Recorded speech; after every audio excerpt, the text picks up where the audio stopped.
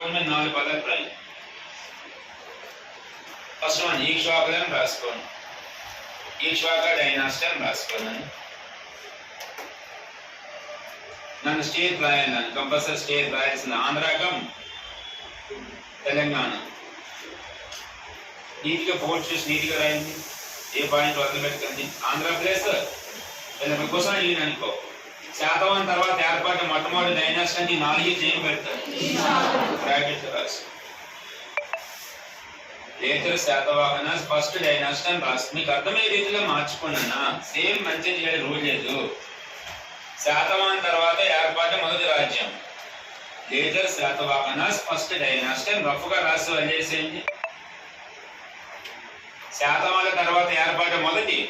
రాజ్యం రాస్తారో ఏ రెండు ప్రాంతాలకి ఆంధ్రప్రదేశ్ ప్లస్ తెలంగాణ అనుకోండి ఎగ్జాంపుల్ ఓకేనా రెండో డైనాసిటీ రాయండి చుట్టూ వంశం నన్ను చుట్టూ డైనాసిటీ రాస్తాను CHETU పక్కన స్టేట్ రాయండి స్టేట్ కర్ణాటక రాయండి వాళ్ళ రాజధాని రాయండి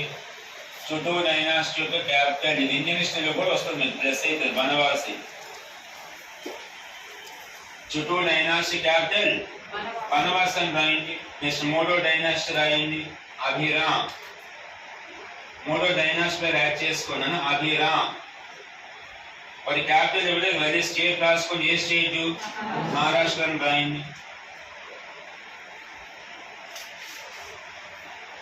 రాసారా నెక్స్ట్ వన్ పల్లవాస ఏ పల్లవాస యాన్సెంట్ పల్లవాస మోడర్న్ పల్లవాస ఫోర్త్ వన్ రాయండి ప్రాచీన పల్లవులను రాయండి యాన్సెంట్ పల్లవాస అని రాసుకోండి ప్రాచీన పల్లవులను రాయండి అన్న ఏ స్టేట్ అన్న తమిళనాడు రాయండి యాన్సెంట్ పల్లవాస అని రాస్తే తమిళనాడు భాష క్యాపిటల్ ఏంటన్న కంచి కంచి అని రాసుకోండి ఒకప్పుడు ఈ నలుగురు ఎవరి కింద పనిచేసేవారు ఈ నలుగురిలో శాతవాహన రాజ్యాన్ని క్లోజ్ చేసింది ఎవరు మంచిత శాతవాహన తర్వాత మొట్టమొదటి డైనాసిటీ ఏం చెప్పారు ఈక్ష్వాకులు వారి కింద పనిచేసేవాడు ఎవరి ప్రాంతానికి వాళ్ళు రాసే పరిమిత 3 వదిలేసి మన వాళ్ళు 2 ప్రాంతాలు పరిపాలిస్తున్నారు ఆంధ్రాకం తెలంగాణ పాయింట్ క్లియరా నువ్వు అర్థం చేసుకొని రాయడానికి ట్రై చేయండి బ్లైండ్ గా రాయకండి ఓకేనా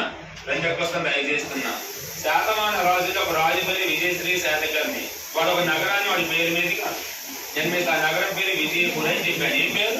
అదే ఈక్ష్వాకుల క్యాపిటల్ ఈక్ష్వాకుల రాజధాని ఏంటి రాసుకోండి క్యాపిటల్ రాజధాని విజయపురి విజయపురి